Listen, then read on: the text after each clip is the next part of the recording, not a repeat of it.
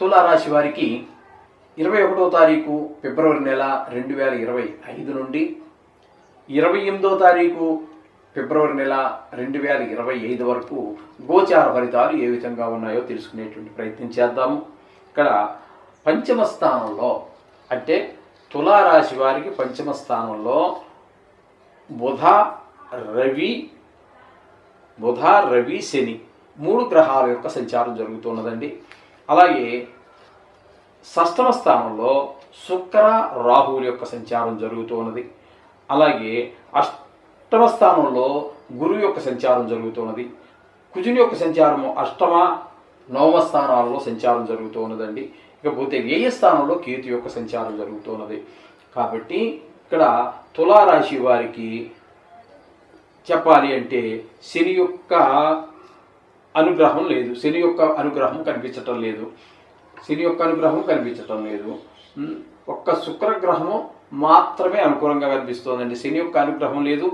రవి కూడా మనకి 5వ స్థానంలో శుభప్రదమైనటువంటి ఫలితాలు ఎవరు సంతానం మీద ఈ 5 గ్రహాలు కూడా సంతానం మీద ఆదాయం మీద దెబ్బతీసేటటువంటి అవకాశం ఉంది. బుధుడు కానీ రవి కానీ శని కానీ పిల్లల మీద ఆరోగ్యం మీద ధనాదాయాల మీద కూడా దెబ్బతీసేటువంటి అవకాశం ఉంటుంది. అనుకూలత లేదండి. ఇకపోతే ఇక్కడ మనకి 6వ స్థానంలో ఉన్నటువంటి రాహువు మాత్రం మనకి అనుకూలమైనటువంటి ఫలితాలన్నీ ఇస్తూ ఉన్నదండి. రాహువు అనుకూలమైన ఫలితాలన్నీ ఇస్తుంది. తద్వారా మనకు జరిగేటువంటి ఫలితం ఏ విధంగా ఉంటుందంటే ఆరోగ్యం బాగుండేలా చూస్తారు. ఆయన అప్పులు ఏమైనా ఉంటే పుడతాయి. మనం ఎవరికైనా అప్పు పడి ఉన్నట్టయితే దాన్ని తీర్చేయగలుగుతాము. అలాగే మంచి పేరు ప్రతిష్టలు వస్తాయి. అలాగే ఎవరితోటి గొడవలు వచ్చేటువంటి అవకాశం ఉండదు.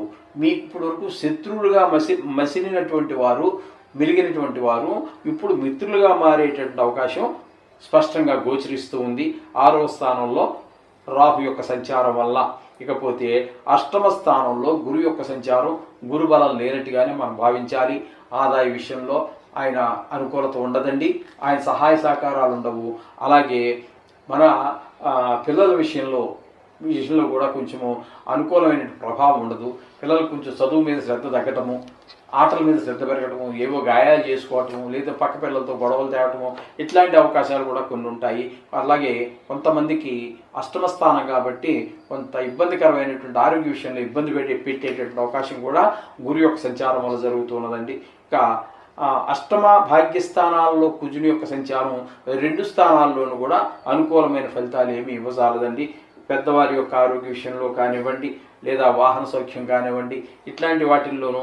అలాగే ఈ 8వ స్థానంలో ఉన్నప్పుడు కూడా ఈ కొంత దుర్వార్తలు వినటము, పెద్ద దుఃఖంతో సడన్గా ఎవరో ఆప్త బంధువులకి ఏదో జరగటము, ఇట్లాంటి హఠాత్ పరిణామాలు కొన్ని జరిగేటువంటి అవకాశం గురువుతో పాటుగా కుజుని యొక్క సంచారం కూడా ఈ విధమైన ఫలితాలు ఇస్తున్నది. ఇకపోతే వ్యయ స్థానంలో కేతు యొక్క సంచారం అది కూడా ఏ విధమైనటువంటి శుభ ఫలితములను ఇవ్వజాలదండి. తద్వారా మనకి ఖర్చులు పెరిగిపోతూ ఉంటాయి. కొంతమందికి కలతర నష్టం జరిగే అవకాశం ఉంటుంది. అయితే విదేశీ విషయంలో కొంత ప్రయత్నం చేస్తున్న వారికి మాత్రం కాస్త సహకరించవచ్చేమో కానీ మిగతా వారికి కొంచెం చాలా ఇబ్బందికరమైన పరిస్థితులు కనిపిస్తూ ఉంటాయి. ఇదేంటంటే రాశిగతమైనటువంటి ఫలితాలు కాబట్టి ఇందులో కొన్ని కోట్ల మంది వస్తారు కాబట్టి కొంతమందికి కారాగార శిక్ష పడే అవకాశం ఉంటుంది. కొంతమందికి ధన నష్టం జరిగే అవకాశం ఉంటుంది. మనోవిచారం కలిగే అవకాశం ఉంటుంది. ఈ విధమైన ఫలితాలన్నీ కూడా వ్యయ స్థానంలో కేతు సంచారం వల్ల జరుగుతున్నది. ఇప్పుడు మనం చెప్పాలి అన్నట్టయితే ఇక్కడ ఈ తులారాశి వారికి చాలా గడ్డుకాలంగా చెప్పుకోవాలి. ఒకే ఒక్క గ్రహము మనకి అది ఎవరు అన్నట్టయితే రాహు మాత్రం ఒక్కరే మనకి అనుకూలమైనటువంటి ఫలితాలు ఇస్తూ ఉన్నారు. మిగతా గ్రహాలు ఏ ఒక్క గ్రహము కూడా అనుకూలమైన ఫలితాలు ఇవ్వలేదు. అయినా సరే మీరేం కంగారు పడద్దండి. ఇది జస్ట్ ఒక 8 రోజులు, అంటే 8 రోజులు మాత్రమే జరిగేటటువంటిది. ఏమీ కంగారు పడక్కర్లేదు. ఇది రాశిగతమైనది, వ్యక్తిగతమైనది కాదు. వ్యక్తిగతమైనది అంటే మీ జాతకం, దానికి ఇది అనుసంధానం చేసుకోవడానికే కానీ దీనితోటే ఇదే పూర్తి ఇదే ఫైనల్ అనుకోవాల్సినటువంటి అవసరం లేదు. అది బాగున్నట్టయితే వీటి ప్రభావం చాలా తక్కువ ఉంటుంది. చేత మీరు జాతకం రాయించుకోవాలంటే కూడా మమ్మల్ని సంప్రదించవచ్చు. ఆ విధంగా చేసుకోండి. అయితే ఖచ్చితంగా మాత్రం వీరు కూడా చాలా గ్రహాల యొక్క ప్రతికూలత కనిపిస్తూ ఉన్నది కాబట్టి ఖచ్చితంగా గుడికి వెళ్ళండి. నవగ్రహాల చుట్టూ తిరగండి 9 సార్లు.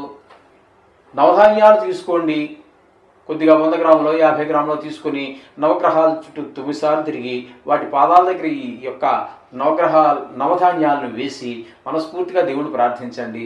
తదుపరి గుడిలో ఉన్నటువంటి ప్రధాన దేవతలు ఎవరైతే ఉన్నారో వారి దర్శనం చేసుకోండి. మీకు ఈ పటాపంచలు అయిపోతాయి. ఈ యొక్క దోషాలన్నీ కూడా చాలా వరకు తీవ్రత తగ్గిపోయి మీకు అన్ని శుభాలు జరుగుతాయి. అందులో ఏమాత్రం మీకు సందేహించవలసినటువంటి పని లేదు. ఖచ్చితంగా మాత్రం వీరు తప్పకుండా వెళ్ళవలసిందే. నవగ్రహాల చుట్టూ చూసి ఆ నవధాన్యాలు అందులో వేసినట్టయితే మీకు జరుగుతుంది. మంచి అంతా శుభం జరగడానికి ఎట్టి ఆటంకాలు లేకుండా బాగా జరుగుతుంది. శుభం భూయాత్.